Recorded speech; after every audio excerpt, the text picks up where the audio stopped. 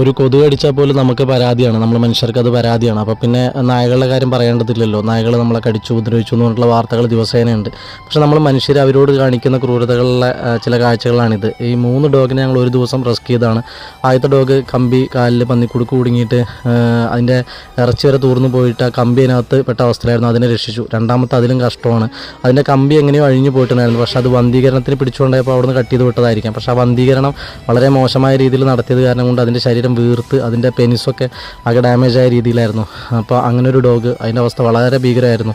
3ാമത്തെ dog ഇതുപോലെ തന്നെ കയ്യിലായിരുന്നു പന്നിക്കുടുക്ക്. അങ്ങനെ ഞങ്ങൾ അതിനെ രക്ഷിച്ചു വിട്ടു. നമ്മൾ ചെയ്യുന്ന ക്രൂരതകളൊന്നും ഒരിക്കലും വാർത്തകളാവില്ല. നമുക്കൊരു പട്ടി കടിച്ചാലോ കൊതുക് കടിച്ചാൽ പോലും വാർത്തകളാണ്. മിണ്ടാപ്രാണികൾക്ക് നാവുണ്ടായിരുന്നെങ്കിൽ ഒരുപക്ഷെ നമ്മൾ ഒരു പഞ്ചായത്തിൽ 4 പോലീസ് സ്റ്റേഷൻ വെച്ചിട്ട് പണിഞ്ഞു കൊടുക്കേണ്ടി വന്നിരുന്നു അവരുടെ പരാതി കേൾക്കാൻ വേണ്ടിയിട്ട്. കാരണം അത്രയും നമ്മൾ അവരോട് ചെയ്തു കൂട്ടുന്നുണ്ട്. നമുക്ക് എന്തെങ്കിലുമൊക്കെ അവർ മൂലം സംഭവിക്കുന്നുണ്ടെങ്കിൽ നമ്മൾ ചെയ്ത കർമ്മഫലം തന്നെയാണ്.